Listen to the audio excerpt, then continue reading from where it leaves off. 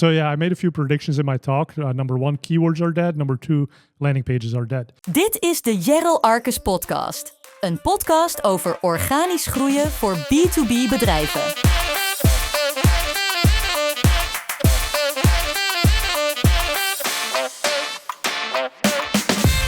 Hier is jullie host, Jerrel Arkes. Mark, Mike, and Frederick. I'm not looking at the right person with each name, but welcome to my podcast.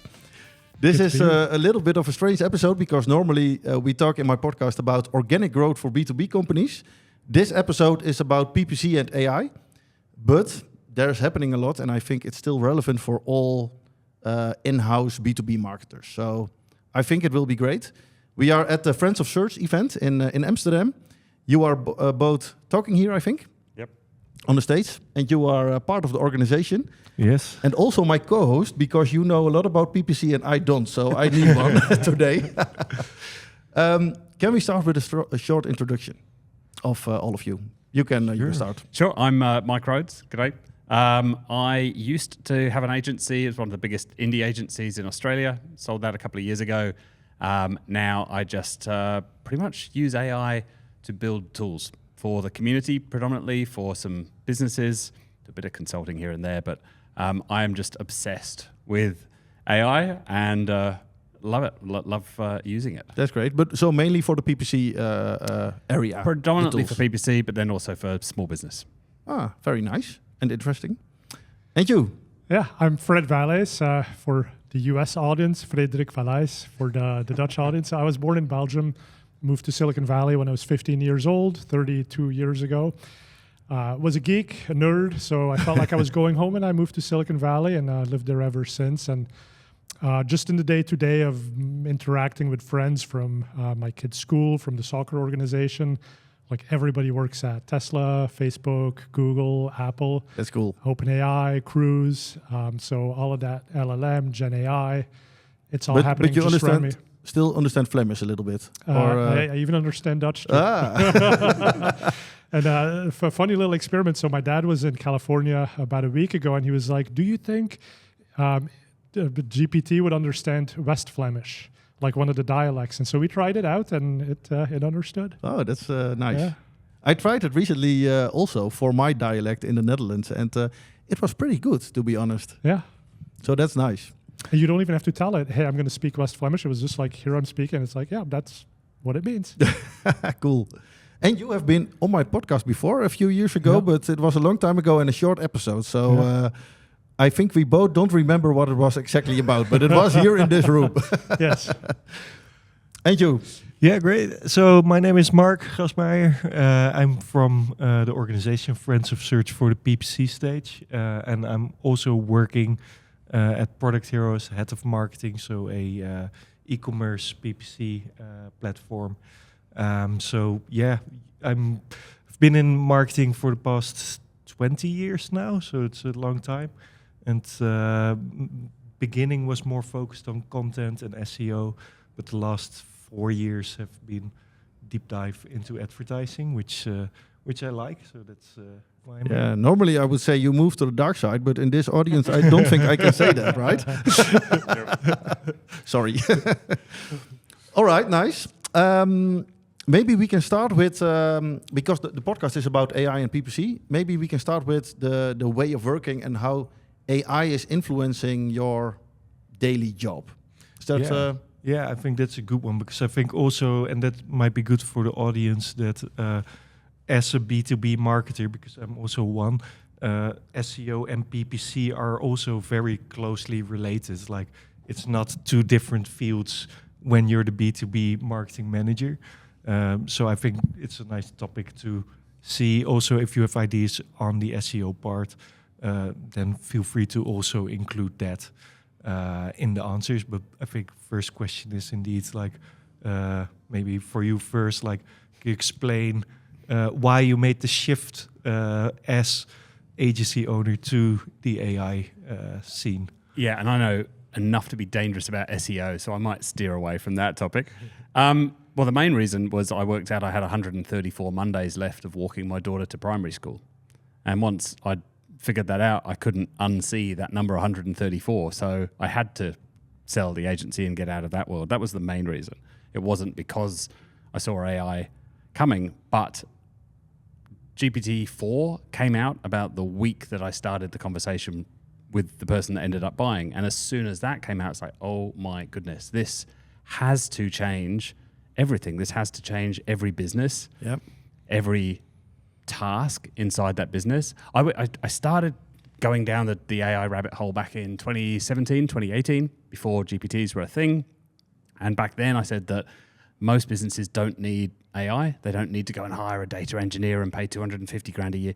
They could actually just start with automation and they could automate a lot of stuff. And a lot of people are conflating the two and confusing automation. You had a really good post about this the other day, called it flexible automation, which I really liked.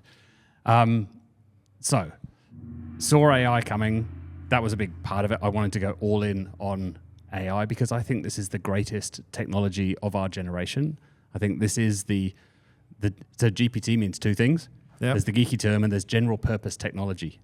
And this is so general. It can help so many people in so many areas, which makes it very hard to give a definitive answer of like, how should people use this in their jobs? It's like, well, it depends what your job is. It depends what tasks you do in your job. And as you said in your talk this morning, it isn't going to replace jobs. It is going to replace tasks within those jobs, and you will get replaced by a person that does that job using AI if you don't evolve and if you don't change. If you stick your head in the sand and go, no, I will never be beaten by a cold, hard machine, you're probably going to be out of a job.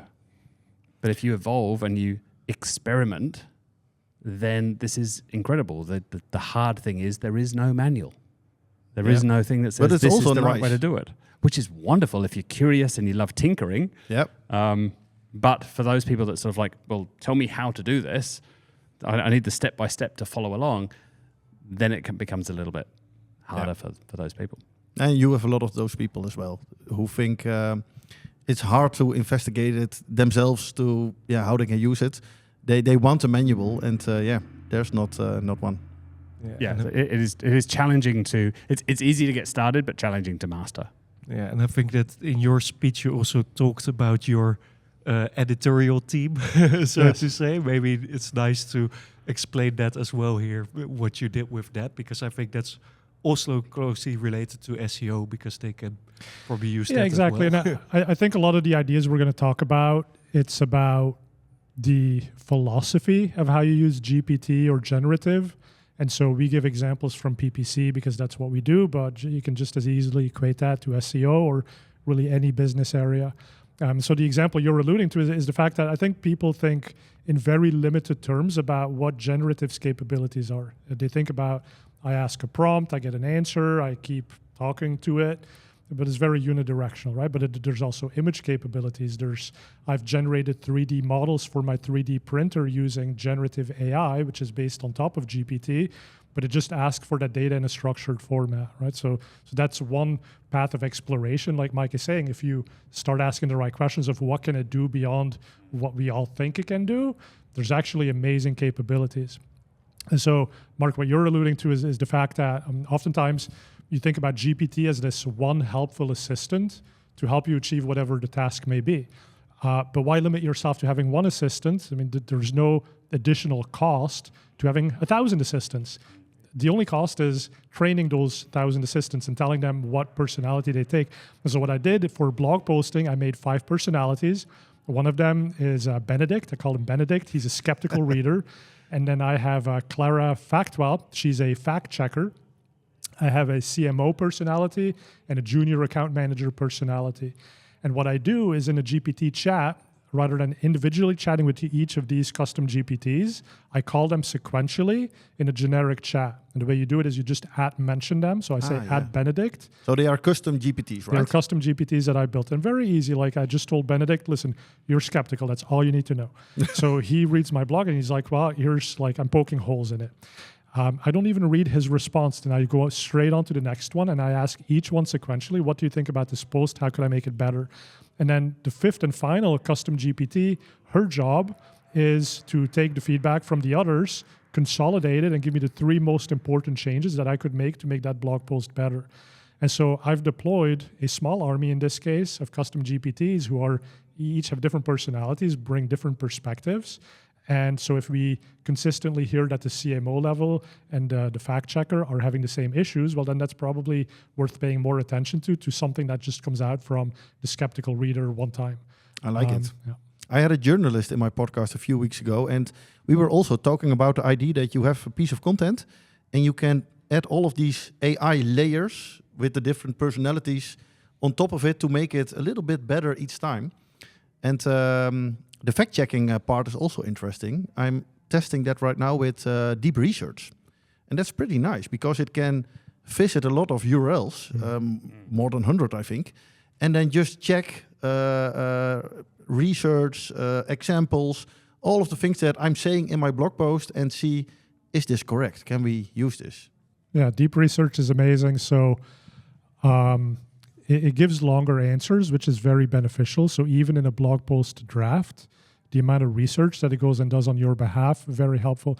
The one downside is it seems to sometimes over-focus on a handful of websites. So that's still something I'm trying to figure out. But yeah, by all means, deep research, very cool. And I think GPT Operator, where you can get the agent to go and literally use websites and in the browser, you can also do things like, go to this website like Google Ads and download a data set that you might need for a script, but that's not available through the API. It's also a newer capability, but very interesting. I think you need the $200 account for that, right? I'm not sure. Right, you may, and so obviously the price point's pretty high on that, but my philosophy on that is it always comes down, right? It's the starting testing point. So give it a couple of months and then it'll be for everyone. And it depends what you're comparing it to. If you're comparing it to a software that you used to buy for $10, $20 a seat, it looks expensive. You're comparing it to a $8,000 a month person that gets sick and doesn't come in and has a fight with a boyfriend and girlfriend, whatever. Like, if you're using it for the right thing, it's incredibly good value. I had a discussion a few days ago with someone about OpenAI is saying that they want to launch subscriptions from, I think, $10,000 or $20,000 a month. And they were laughing, but I was not laughing. I think it makes sense in a lot of specific use cases. So, for example, in the medical corner with research for proteins or things like that, it can have far more value than the $200 a month. And it's not necessarily just going to do the work that one person would use. Like you said before, if you can have one agent, if you can train that or just a series of prompts, then you can have hundreds or thousands. The only hard part is going to be managing all of those agents. But the creativity of what am I going to use this incredible tool for, that really is the only constraint. Imagination at this point is the only constraint. Yeah, that's a nice one. We need a lot of screens, I think, if we want to keep track of all of these agents. Well, you'll give it a task and you'll say, off you go, come back to me when you're done. Yeah. So, this chat interface won't be the final interface, but it will, like a great employee would, come back to me, and whether it's 5 minutes, 5 hours, or 5 days, come back to me when you're done, report back. If you need to ask questions along the way, hey, interrupt me, hit me up on Slack, send me an email, ask me the question for the next piece where you get stuck, and then go off and carry on for another 2 days working on the thing. Yeah, your point about lots of screens. I mean, so when you look at the computer user agent or computer using agent, GPT operator, certainly it's very needy at this point. It's still very much an alpha, and it keeps interrupting and asking questions. And so if I put it on a keyword research task, every time before it actually does something with that keyword, it'll come back and be like, hey, Fred, I'm about to do this keyword. Like, are you okay with that? I'm like, yes. And please don't interrupt me for the next one. And then it comes back. It's like, okay, how about this one? I'm like, I already told you. It's fine. Continue. But again, these are the learning stages, right? And so I think it's very interesting to just be privy to how this technology is evolving and what its capabilities are. And then, by the way, if you don't want to pay $200 a month for GPT operator, there's, I think it's called browseruse.com. It's $30 a month. There's even a free version of it that does basically the same thing. And I think Anthropic also has something, computer use. Yeah. In Which the is API. not as good as operator. But I also think that we're in the the very, very early stages, as you said in your talk before. You remember back in the early days of the iPhone, we had this word skeuomorphic, where everything looked the way it did in real life, right? The keynote icon was literally a lectern that you stood behind because, that's what giving a presentation is. You stand behind a lectern. Yeah. We're in that same phase now where everybody's trying to take an idea and say, how would AI do this? Let's jam it into this construct that we have. But that isn't the way that we're going to be using this 5 years, 3 years, 1 year from now. Yeah. I talked to someone a few weeks ago, and he said the first, and I'm not sure what the English word is, but koets in English, with horses in front. Yeah, chariot, but then Putting the more sophisticated. Yeah, so the horse first in front of the wagon. car was a wagon, and instead of a horse, it has an engine. And right now, cars are totally different. But the first step in a lot of cases is just replacing one part with an AI solution in the current processes. But maybe in a lot of cases, we will have new processes within a few years. And if you think about that early car, it had a place to put your buggy whip. It had a literal place to put the whip that you used to whip the horses was on the first car. The reason the headlights look the way they do is because to make it look friendly. And now we put coffee in it, Yeah, I think. that's right. And people used to walk in front of the car waving a red flag because, oh my God, this scary new technology. I think something that people also forget is that when Google just came up and you used Google, you would go to page 2 or 3 to find the page that you were looking for. Yes. Now, those pages don't even exist anymore. Yeah. And I think that's the same for ChatGPT and other solutions. Like now you need a couple of prompts, you have to make custom GPTs, but in a couple of years that probably will also be And that kind of leads into the point, I think, that some people give up too easily on GPT. They say, I prompted and it didn't give me a perfect result, so okay, let's move on. Let's do it the old way, right? But using And they complain on social media about it and say it's all bad. Yeah. And we are really, really bad at humans of doing that. We try one thing. If it doesn't work, then we've got this great memory of like, I did this thing. I'm not going to go back there again. I'm not going to go back to that website. No. It was a crap website or whatever it might be. And that's Gemini's problem. I think if you then look at how you use AI now today in B2B marketing, and especially then for advertising, like what would you recommend people to at least try and improve in their work now? Well, so my presentation here at Friends of Search, I sort of laid out 3 ways that people can use AI in their careers.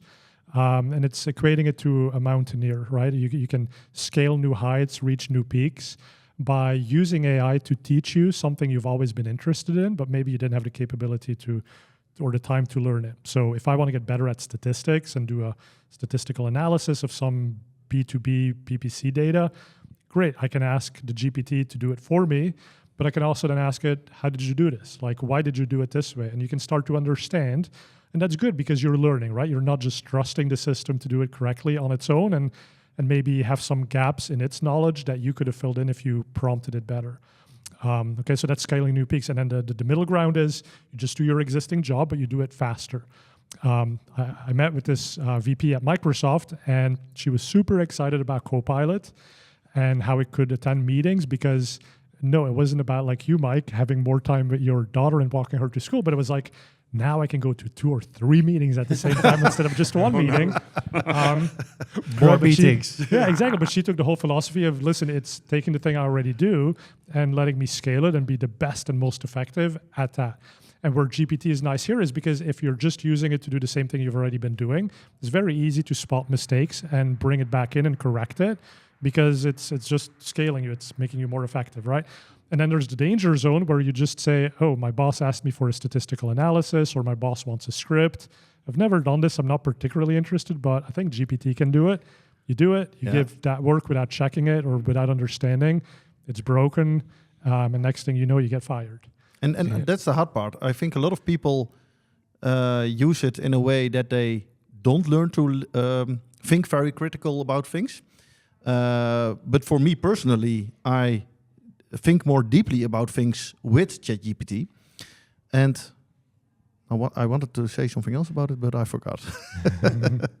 It will come back later. Yeah, and I think that also because you, when you started with creating scripts, I think it was with ChatGPT. I also saw you speak in Bologna about it. Like, can you explain why you started with creating scripts with ChatGPT? Was that the first thing? No, that you did? ChatGPT didn't exist when I created the first script. So I actually had to go back and relearn coding that I learned when I was a teenager. And did some at university and worked out really quickly, like there's always going to be a 14-year-old that's a better coder than me. This is not a career I want. And so I hadn't touched code in 30 years, no offense to all the engineers. But having that sort of engineer brain, you look for efficiencies, you look for ways that, like, how do I do this so I never have to do it again? How can I automate a thing? But then when ChatGPT came out, it helped me improve the script so much faster than I would be able to. And you have an idea for a new feature or the game that you created. You have an idea for a thing, and literally by talking to your computer now, you can create that. So for your businesses, it is hard to know where to start. But what is a thing that you are... Basically, I look for the recurring pain. Yep. So you think about all of the tasks that you do and plot that very simply on 2 axes. How often do you do it? Occasionally or frequently? And do you love it or hate it?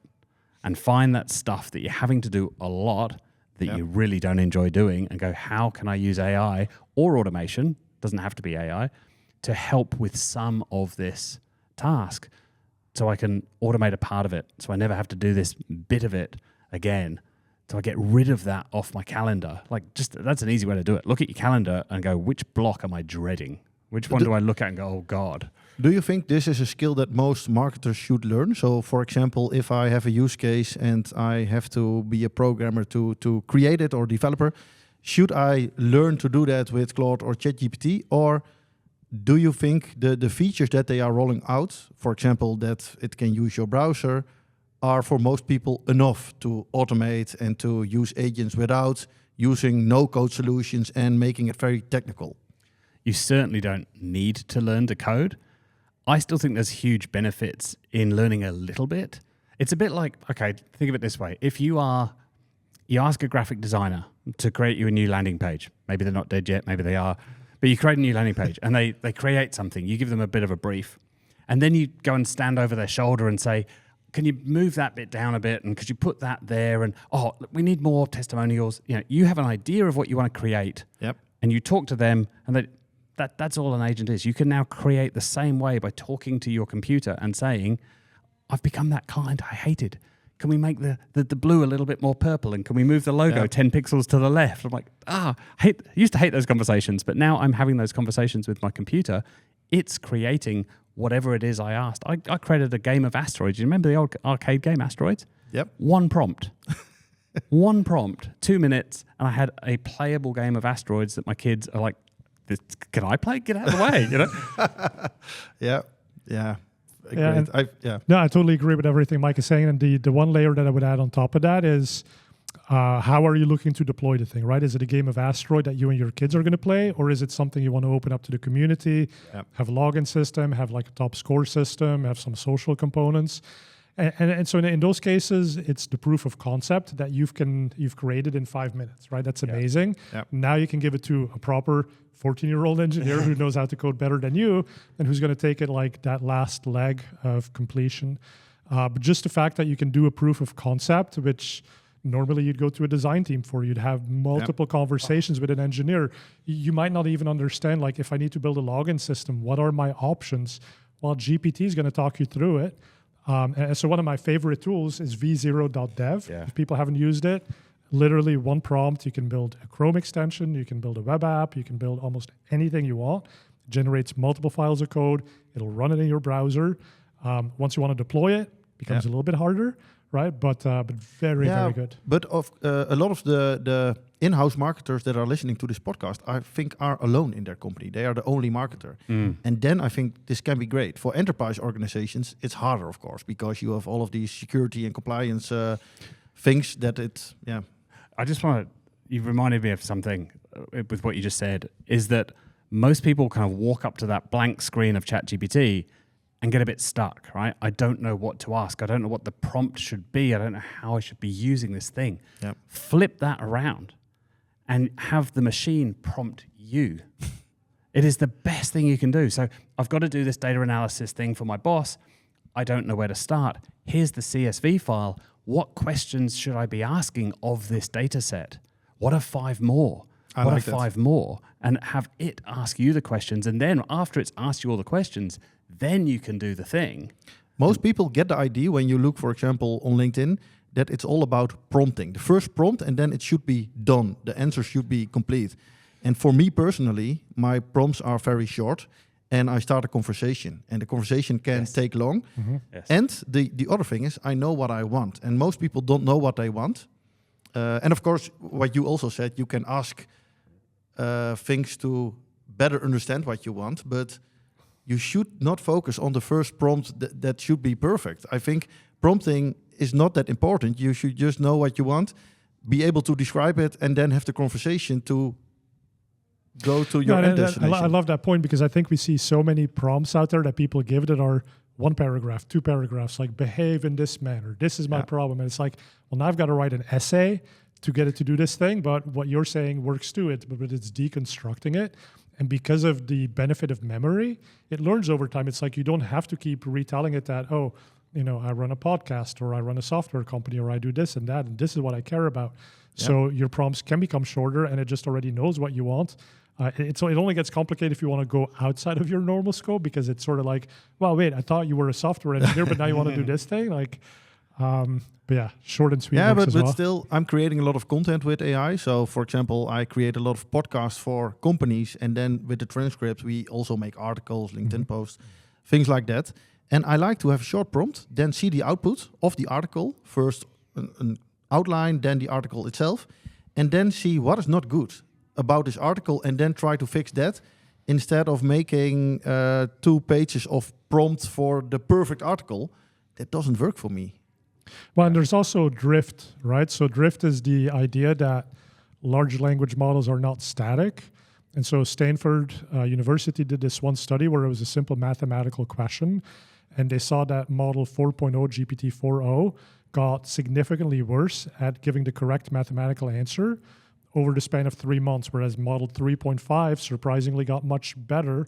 But either model, even in the best case, only got it right 80% of the time, right? So it tells you 2 things. It tells you always double check the answers, and what works today is not going to work tomorrow. So over investing in like prompt engineering, that may be a waste of effort, right? What works today may not work tomorrow.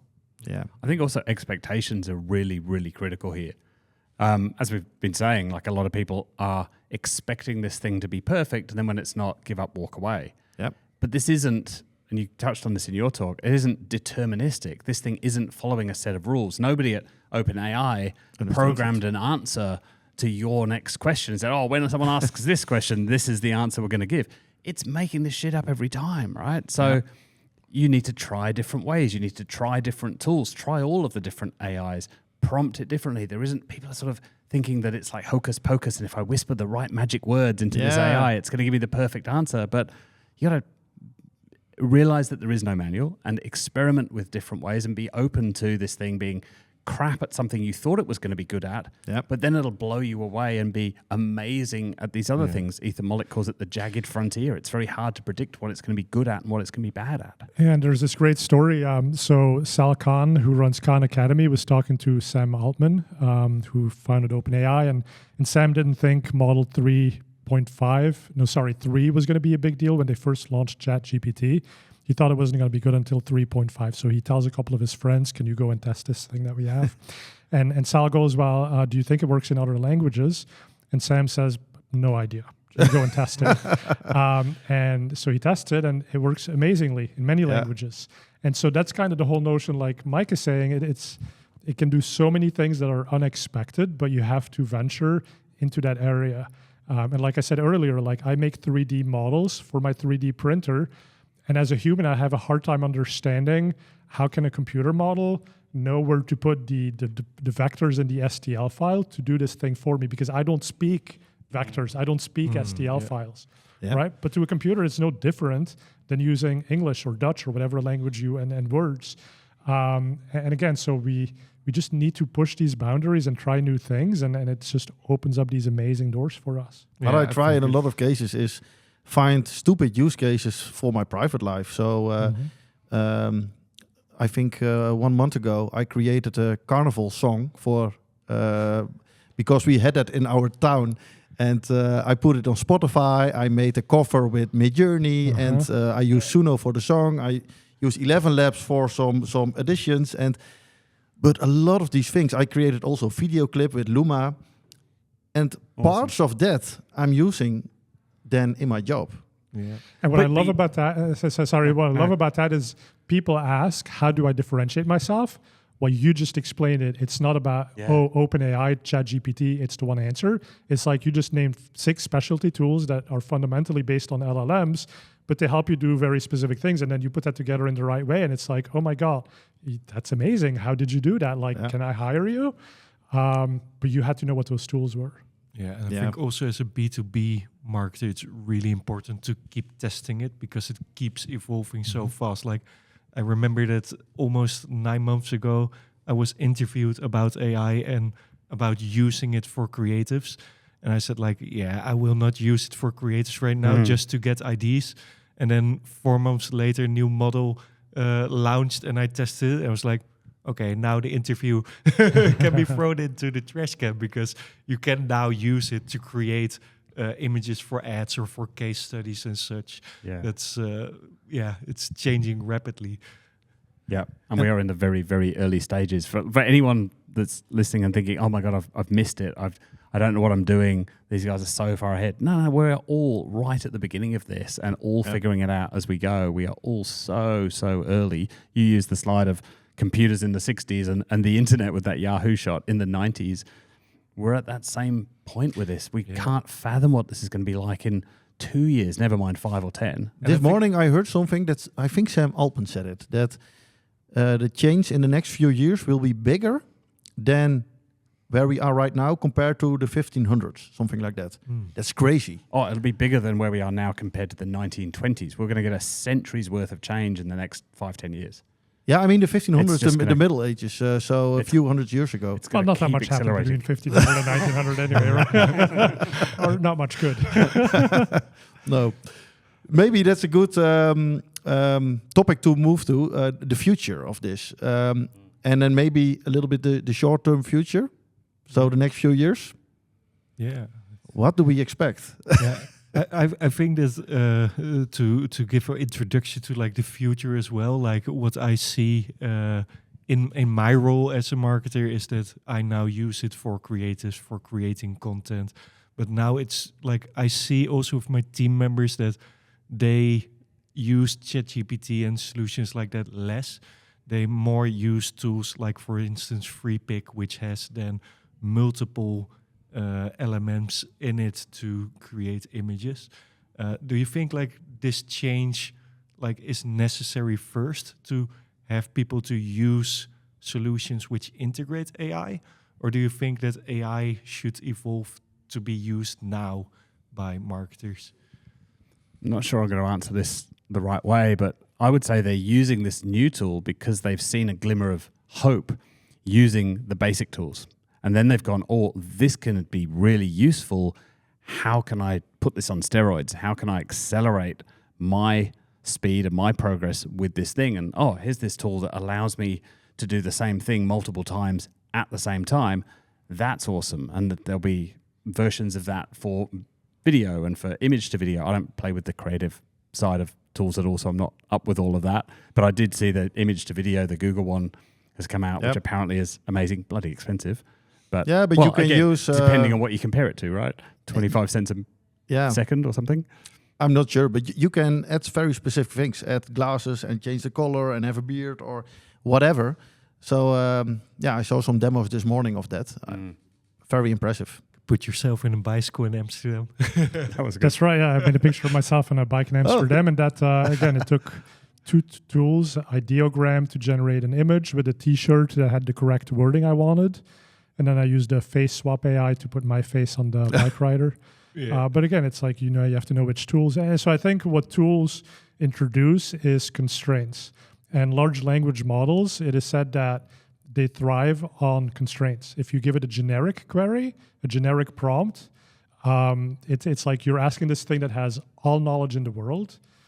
about one thing, but it can give that back to you, the answer, in so many different ways. The tool introduces restrictions in terms of like, it must be an image, or it must be a file compatible with this, or it has to have these attributes. And the more specific you get, the harder the LLM has to think, but you push it into the area of its knowledge base that's most useful to what it is you need, right? So that specificity, putting constraints on what you ask, helps it be more specific. And I think we as humans, we struggle to know what are those constraints going to be. And that's where the tool comes in, because the tool says, well, we're going to use the large language model, but we're going to put it in this little box, which is more constrained, where it's going to have to work harder to give you the thing that you want. And so what comes out of it is actually much better. And so how that will evolve, I think a lot of these tools may get absorbed by, the big 7 companies. But that's fine. They'll still build on the underlying technology, and we'll still have all of those capabilities we've come to enjoy. I think we're also going to find a lot of these tools just get baked into everything that we use. Like the version of this microphone deck tool thing that you've got that you're going to buy in 2 years' time will have AI baked into it that abstracts away a lot of the stuff that we currently have to think about. Right now, people are cutting and pasting stuff from ChatGPT somewhere else, but that will all disappear. It'll all abstract away, and we'll be using it sort of at higher and higher levels and thinking less about the technology underneath. I liken it to electricity, right? We don't think about electricity. We don't understand how it works. It just is, and it is everywhere. And AI will be the same. Of course, today is a search event, and for example, Microsoft Word or Google Docs, when you look at that, in the future, and maybe for a part right now, you don't have to go to ChatGPT. You just put your prompt in Word and then fix that part. But you can also say the same thing for search. Maybe everything will become a search engine in some way. Mike, answer engine? Friends of Answers. .nl. You heard it here first. Check it out.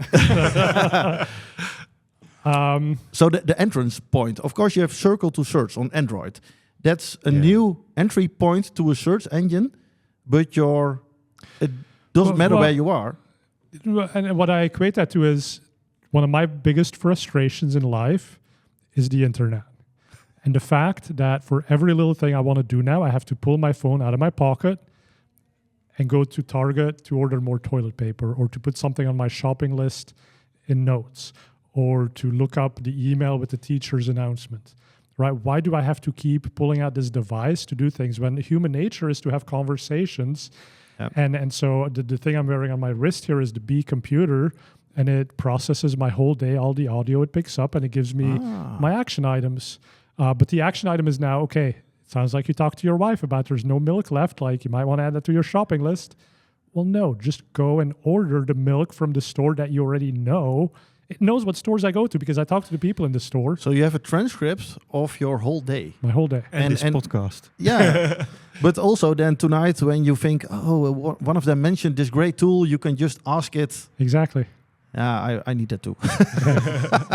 And how do you think devices like this will change like the world of advertisers? So as B2B marketers, we advertise now, focus on clicks to landing pages to conversions. Right. So yeah, I made a few predictions in my talk. Number 1, keywords are dead. Number 2, landing pages are dead. And so let me explain that, right? So if you have these memory assistant devices that operate throughout your day, the way that we think about keywords is having to contain so much information about what we want. That's no longer the case. If I say couch, I want to buy a couch, it knows what stores I've been into. It knows who I've talked to. It knows the price points I've discussed with people. It probably has picked up on my style preferences in conversations I may have had over dinner with random people. And so now that very generic search keyword gives me very specific answers to me because it knows who I am. And it's kind of funny because Google already knows all this information, but they use very little of the memory component to show ads to you. And much of it is still driven by more generic pieces and the keyword itself. And so I think that's going to change where the keyword itself is less important. And even in SEO, you see that as well, that people have 3 categories for intent. And I think that's crazy because you have thousands of intents.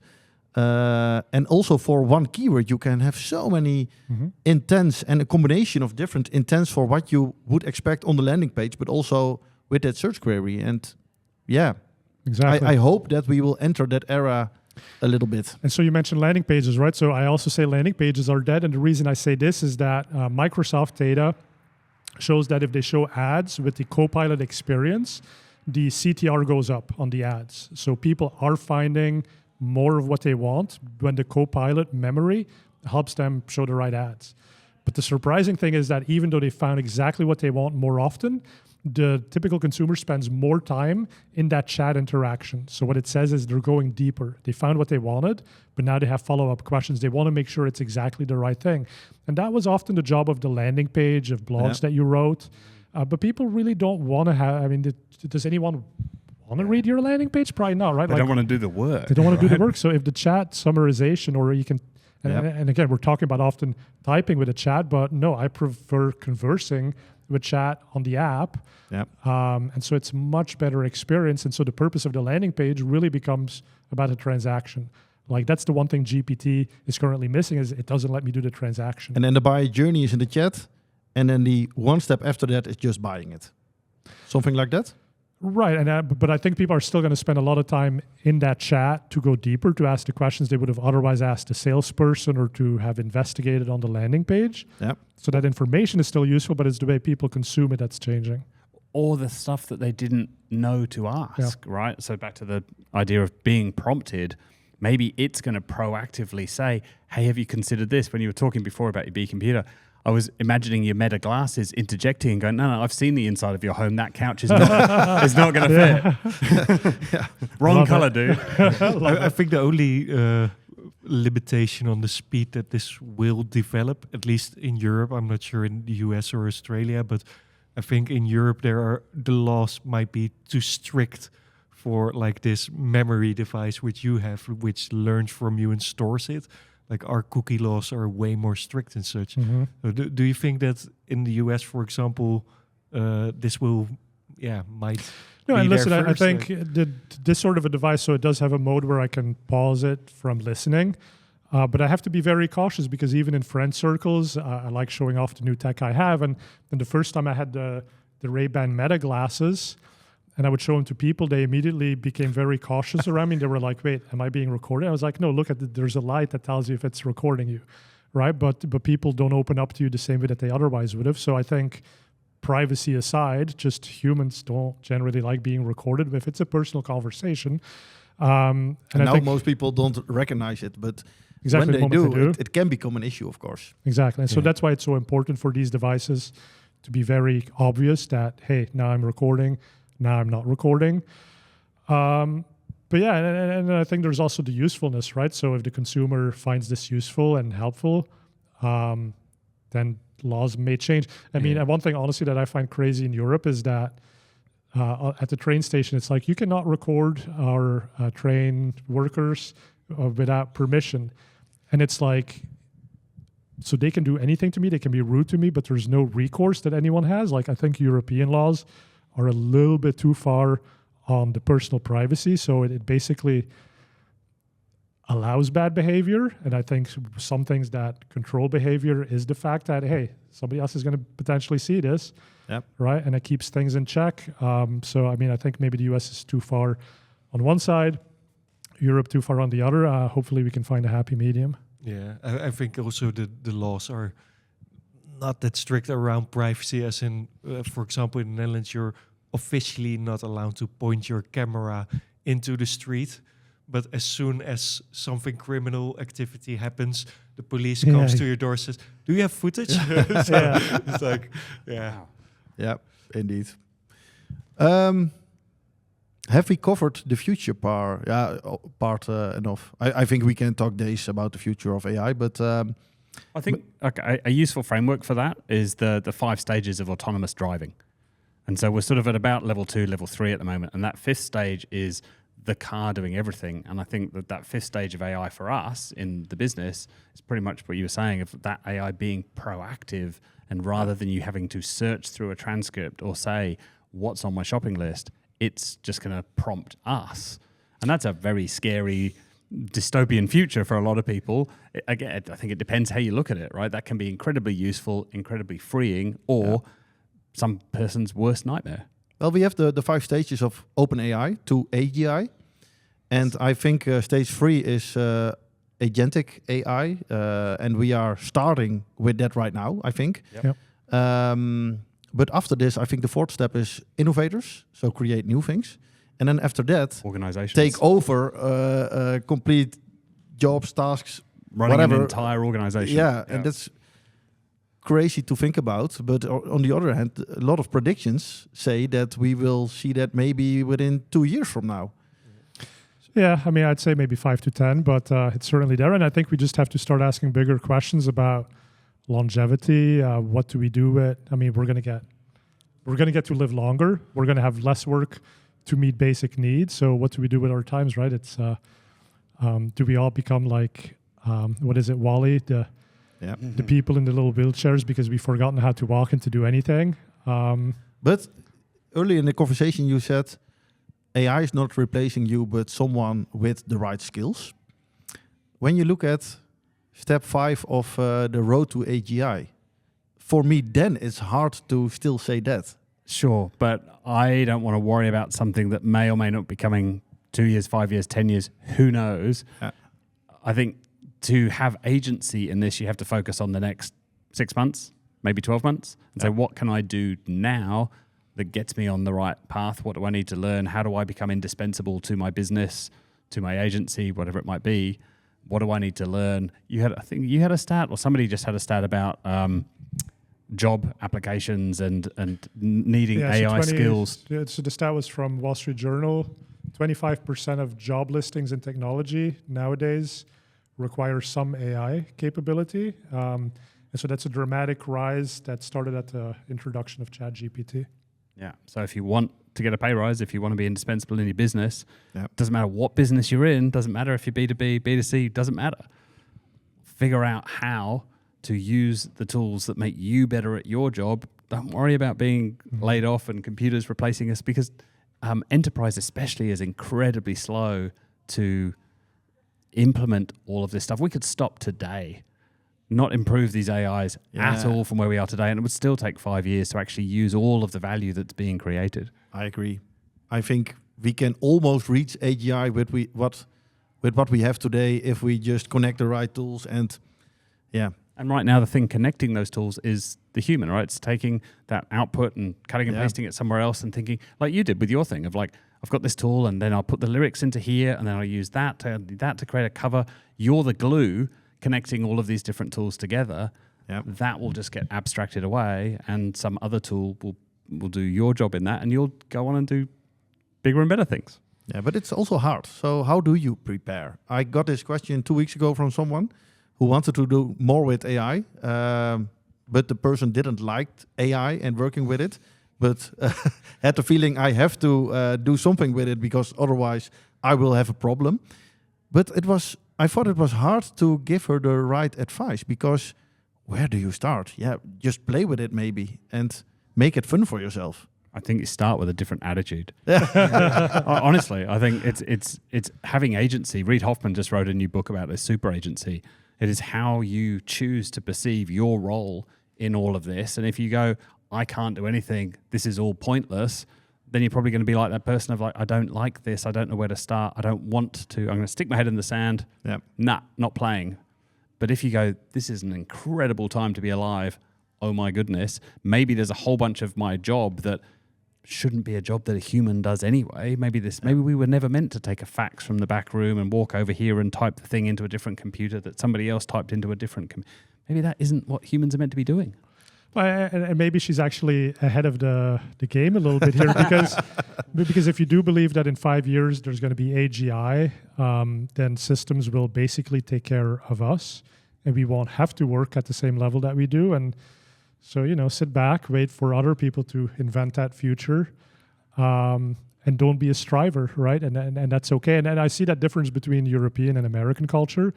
In Europe, it's very much okay to have a small business and happily produce for your family and take a lot of vacation. And that's fine. There's nothing wrong with that. In America, it's all about growth. And sometimes that's detrimental. And, for as excited as I am about all this AI stuff, it's also the most stressed that I've been in many years, because in the past I would just be like, well, this is what I'm able to do and that's what I'll produce. And now it's like, well, I could do so much more. There's so many opportunities. Yeah. And I get stressed over the fact that, am I doing enough to stay ahead of the game? One day But I it's also think fun. I am ahead of most marketers, and then the other day I think, whoa, I see all of these things that I haven't tested, and new tools and new models, and whoa, I'm behind. Yeah. And I think everybody has that feeling. I have the same. I then see a software company that used AI to translate videos. So I thought, I have to do this. But it reminds me to the beginning of this conversation. So AI can recognize a accent. But then I recorded myself in English and I made a translation to Dutch. But then I had like 4 different accents in the video, like from 4 different regions in the country. So it's like, okay, so if I translate to Spanish, to me, it seems like my Spanish is perfect. But I showed it to my Spanish colleague. She was like, yeah, this is more like Latin American Spanish, but then different types of Latin American. Interesting. Like, yeah. Maybe one topic to end with. How do you think the buyer journey will change? You had some great ideas on this last night, so I'll let you go first. Well, what did I say on the buying journey? So, I mean, I think it's a little bit to the landing page story, right? It's basically that nobody likes to do the work of reading 10 blue links and what's on them. People prefer the experience of the generative, summarizing it and having a conversation. And like you said, prompting you to ask the right things about whatever it is you're buying. So that's a tremendous amount of change in how it's being done. I think Google is actually doing a very good job of being willing to cannibalize its own business and potentially getting fewer clicks by front-loading the AI over all of the other results. And that's really good. I mean, I think that's the right business strategy because, you can't stand in the way of a better user experience. If you don't do it, somebody else will do it. Well, and I think they lost some market share to ChatGPT, right? They and are maybe losing for market search share. not, but when you look at the market share of ChatGPT, it's huge. So, and I think Google could have done it sooner, but then of course they would have lost a lot of ad revenue as well. So I think that's very hard position. Oh, no, they're in a very tough position, right? I mean, I'm not a fan of Gemini in general because I think they're always too conservative because it's a big company and they can't make the same mistakes that OpenAI does. Yep. And yes, GPT is huge, but it's also tiny by comparison to Google. And yes, Google is losing share and this and that, but I think they're also aggressively pursuing how to fix that. And myself, I find myself going back to Google more often because they are actually doing these experiments in AI where I think it is actually a really helpful answer. It's not getting me to click on ads as much as before, but that's okay because I think at the end of the day, there's an addressable universe of conversions that are always going to exist. And there's a monetization in terms of I brought you to that thing to buy as Google, like I need my cut from that. And that cut has for a long time been specified in terms of CPCs or SEO investment. And sort of where those dollars flow is going to maybe change. So maybe it'll be a cost per acquisition, a percentage of the sale in ROAS. And that's fine, right? The money's still flowing. It's still, Google is helping me connect to the things that I want. And that's fine. But again, you do have to be willing to accept some form of change of the structural logistics of how that happens. Yeah, maybe DeepSeek is... I was thinking about that this morning. You see, of course, a lot of market share going to DeepSeek. DeepSeek. But I think a lot of the users are not business people, but are the normal consumers. Mm-hmm. And of course, these will be the people who, well, in these buyer journeys from these people, AI will have a big impact. So maybe for the adoption, it is a good thing. For a lot of other reasons, it's not a good thing that DeepSeek is growing very fast. Maybe. But yeah, I can imagine that maybe DeepSeek is a bigger competitor for the buyer journey in the next few years than ChatGPT because they reach a complete different audience. I'm not sure, but just a thought. Well, and I think at the end of the day, as lovely as it is to be concerned about the future of Google, and I was an early Googler, so I love the company. Yeah. But at the end of the day, it is a for-profit entity, and if somebody provides a better solution, like what I care about is the thing that I build, the value that I add to the world. Do I have a channel to get people to know about that, to buy my software or my tools? Yep. That's what I care about. And if that's through Google, great. If it's not through Google, like we'll figure that out too, right? People are still going to need, hopefully, the things that I build because I try to build the right things. And that's what it's about to me. That's where I focus my thought more than what's my advertising channel. And in fact, I mean, I do a lot of, influencer marketing and blogging and podcasting. And it's not always about PPC because branding. People buy from people they've seen and they trust and they kind of understand what they stand for. And so that's already pulling money away from Google, and it's just following where the consumer experience is good. That's I think really point. I think one part is moving to chatbots, and the other part, branding. For me, I think it will be more important because we will trust the brand of, how do you say it?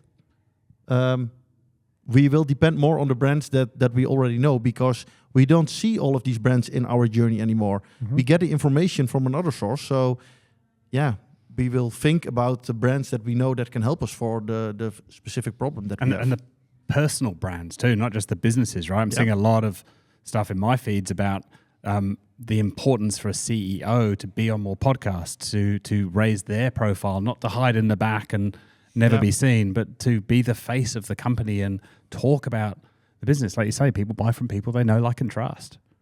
Great way to end this podcast, I think. Yeah. Anything to add? No, I think trust is indeed like the cornerstone for all marketing activities, I think.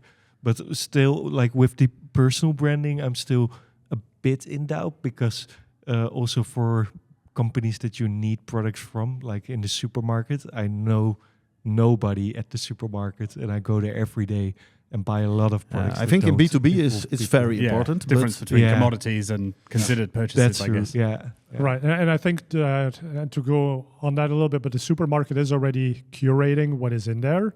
And so it is the brand of the supermarket that has to, like Whole Foods stands for something.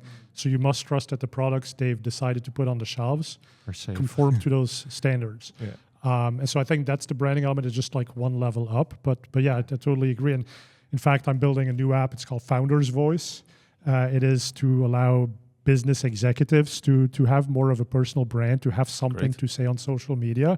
Because always ahead of the trend. Yeah, I mean, one thing that honestly I struggled with was I read a newspaper, I read blogs, and I'm like, oh my God, this thing is so important to share with my audience, or I've got an angle on it, but I'm busy. I got so many directions that I'm being pulled in, so it's a fleeting thought and it goes away. So I wanted to build a system that was basically like a simple bookmark manager where I store the things that I want to say something about.